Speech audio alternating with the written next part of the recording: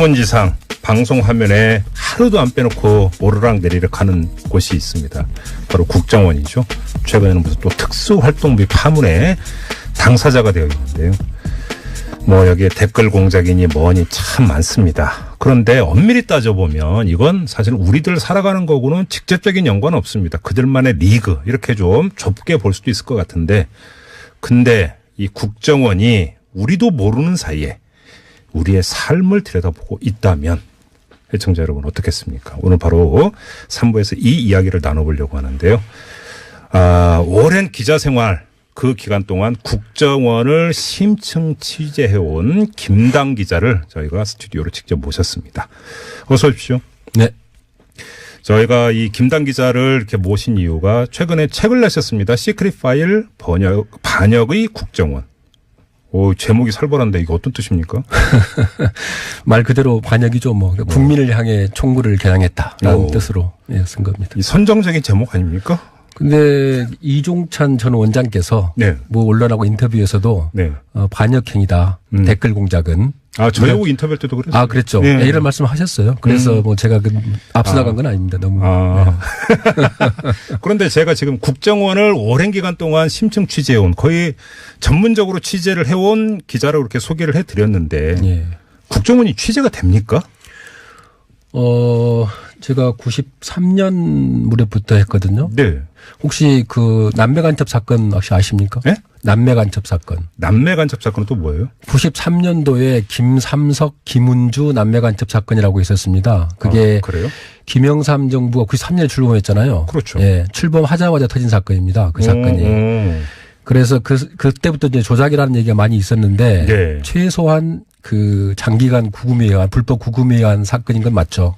예, 그래서 어쨌든 그 사건을 계기로 해서 예. 그 당시에 제가 이제 시사저널 기자 시절인데 네. 인권운동 사랑방이라고 아시죠? 예. 예, 그 사랑방 운영위원을 하고 있었어요. 근데 그 당시 이제 서준식 대표가 운영위원장을 했고, 예. 그다음에 임종인, 백승원, 그다음에 광노현 교수 네. 뭐 이런 분들 운영위원으로 같이 했었습니다. 예. 그래서 저희가 그때 그 사건을 좀 관심 갖고 파헤쳤거든요. 그리고 나중에 보니까 민변의 이기욱 변호사라든가 이도구 변호사 이런 분들이 독일까지 그때 출장을 가고 그래가지고. 그 지난번에 그 유우성 씨도 남매잖아요. 유가리요. 맞아요. 예. 그래서 그 남매 간첩 사건하고 비교가 되기도 하고 그랬어요. 이게 그러니까 이제 그 남매를 따로따로 해놓고 너 오빠 간첩 맞지 진술해라.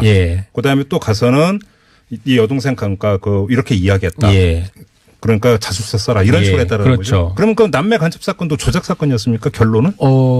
재심 청구를 했거든요. 예. 그래가지고 근데 그 올해 대법원에서 다시 판결이 나왔는데 일부 유죄, 일부 무죄 이렇게 나왔어요. 그래요? 그러면 완전 조작은 또 아니라는 얘기가 그렇죠. 근데 그게 이제 그 고의로 어떤 일본의 공작원 조총련하고 만남을 이렇게 해준다든가 이런 식으로 유인을 했던 거죠, 말하자면은. 그렇게 해서 그 유인에 말려든 거죠. 아무튼 뭐 지금 저희가 여기서 이제 김당 기자를 모신 이유가 그때 남매 간첩 사건을 캐자는 아니고.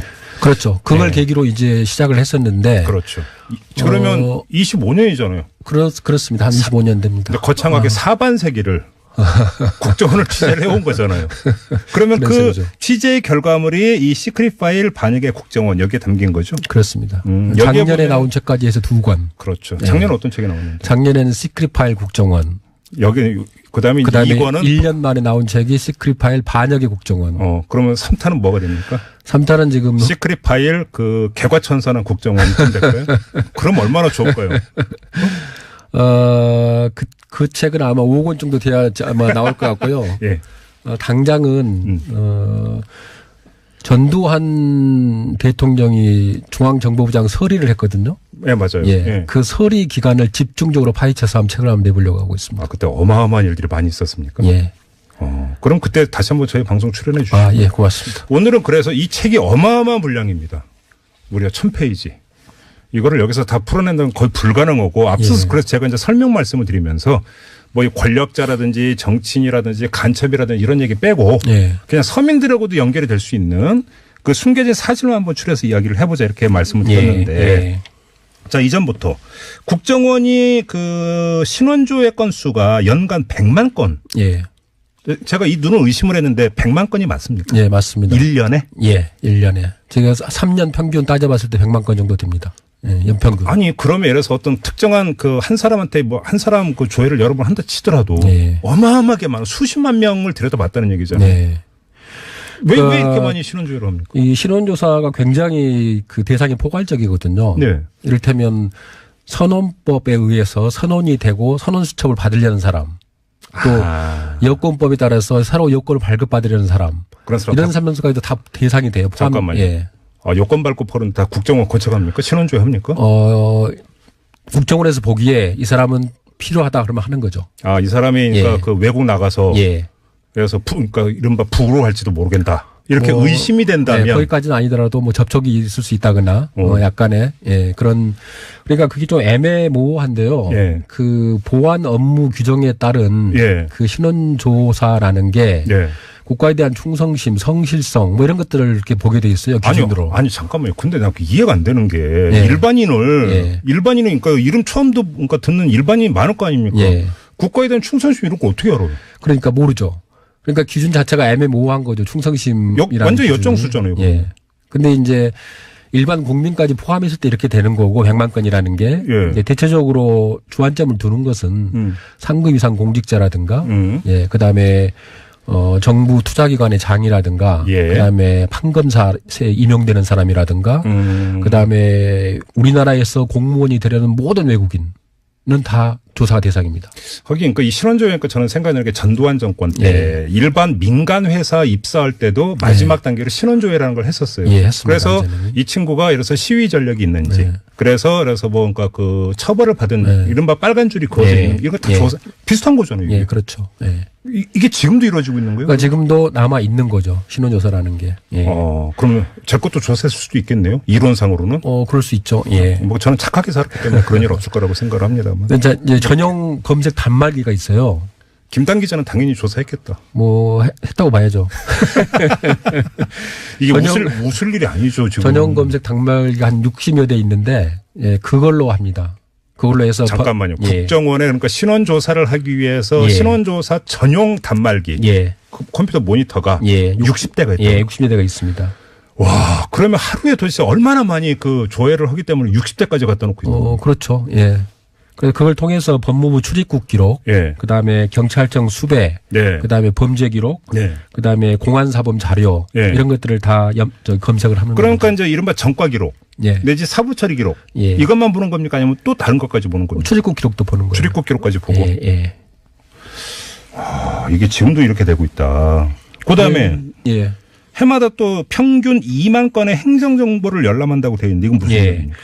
이건 주민등록법상에 네. 이런 이제 지금 현재 행정안전부라 그러죠. 예. 행정안전부에서 예를 들면 주민등록 등본을 조회한다든가 이런 것들을 하지 않습니까? 그다음에 네. 공직자 재산 등록하고 이럴 때도 마찬가지고요. 예. 예. 그런 것을 이제 국정원은 수시로 들여다볼 수 있어요. 예. 그래요. 예. 이른바 보안이라고 하는 이유로 보안 점검 그러니까 명목이 이렇게 된 겁니까? 국가안보수사죠. 국가안보수사. 예. 예. 그래서 예를 들어서 이제 그러니까 종종 이런 경우 있잖아요. 어떤 공무원이 예. 내부의 비리나 예. 국민이 꼭 알아야 되는 내용을 언론에 제보하면 예. 이 해당 부처나 이런 데서 그 제보자 색출 들어갔다 이럴 때 예. 보통 국정원이 막 뜨고 이러죠. 그렇죠. 예. 보통 그런 거죠. 예. 그래서 뒤지고. 예. 그래서 이 사람이 찔렀다 이렇게 이제 찾아내고. 예. 보안 규정을 위반하게 되면 국정원에서 조사를 할 수 있게 돼 있습니다. 이것도 보안 규정에 들어가는 거죠, 그러니까. 부처 내에서 어쨌든 그 규정이 위반했을 경우. 예. 야, 그럼 아직도 엄청난 감시 사회다 이렇게 봐야 되는 거잖아요. 한마디로 정리하면. 그렇죠. 우리는 잘 모르지만은. 예. 그러니까 바로 그거예요. 예. 국정원이 지금 60대의 단말기에서 제 이름 석자를 치고 있을 수도 있는데 네. 저는 그걸 전혀 모른다. 모르죠. 예를 들어서 통신조 이런 거면 원래 그 본인한테 알려주게 돼 있잖아요. 한 달 뒤에 알려주게 돼 있죠. 이동통신사에서. 예. 국정원은 그런 것도 없잖아요. 이건 없습니다. 신원조사는. 그런 거죠. 예. SNS를 들여다본다는 얘기는 또 뭐예요?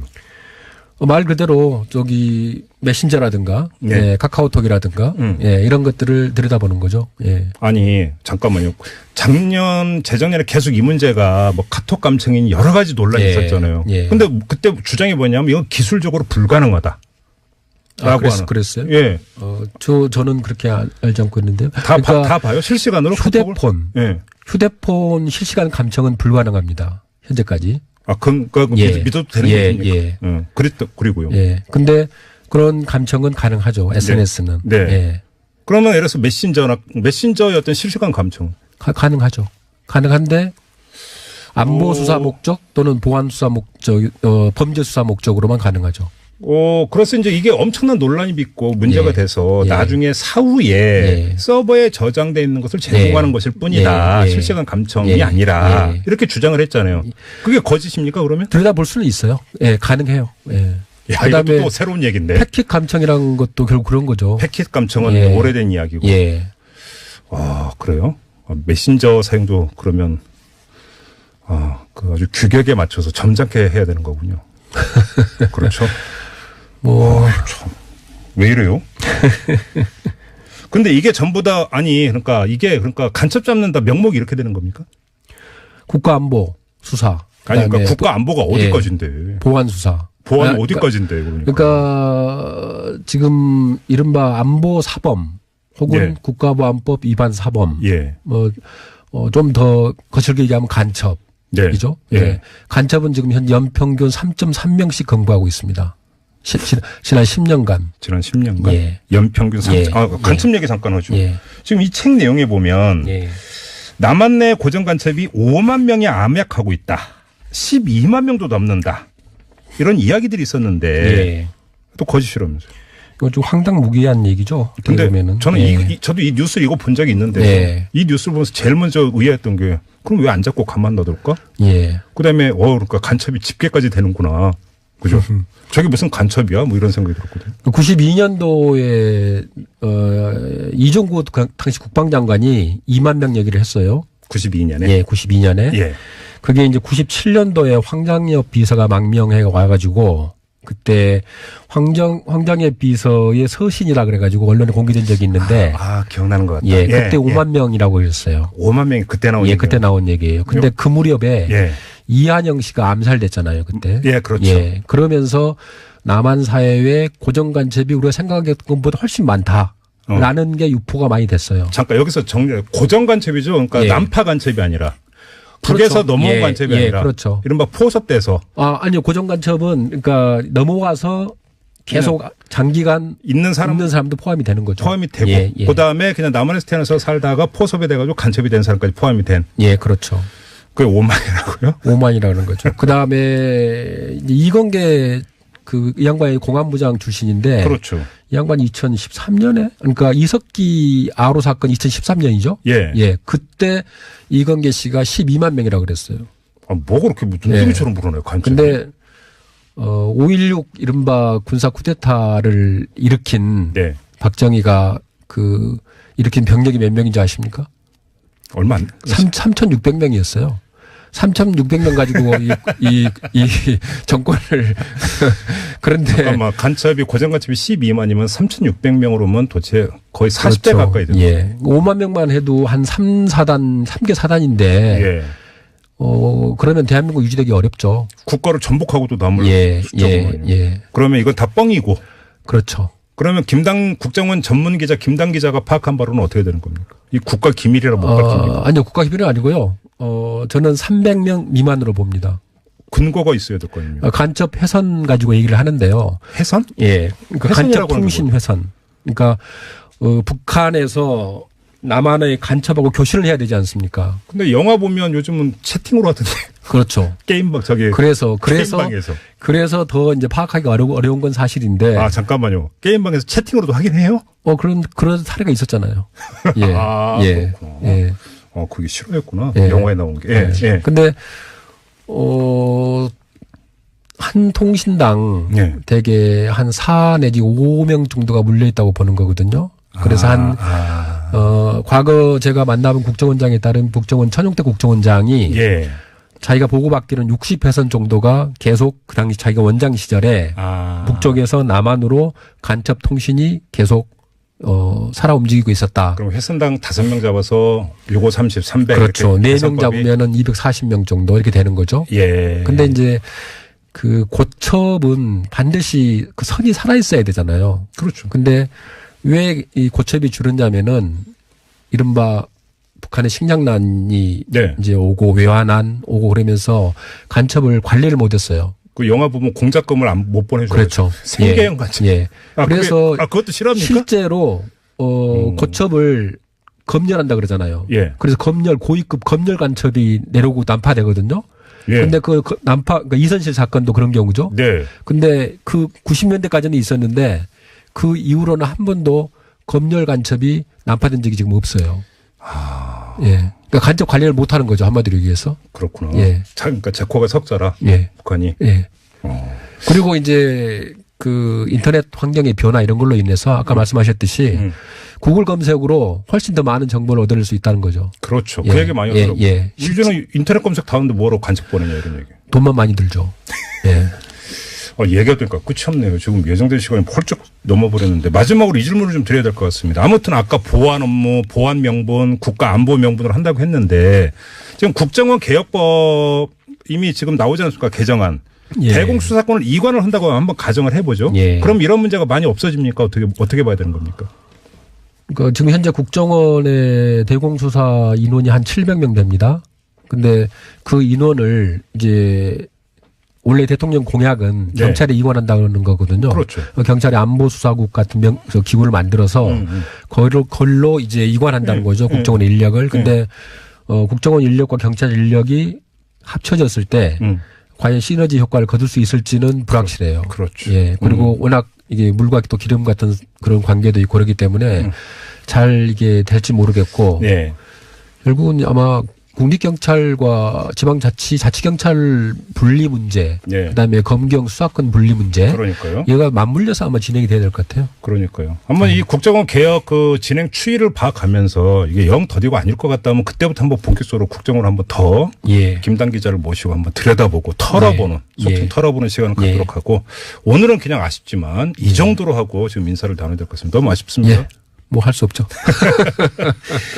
자, 시크릿 파일 반역의 국정원이라는 책을 펴낸 김단 기자와 함께했습니다. 고맙습니다.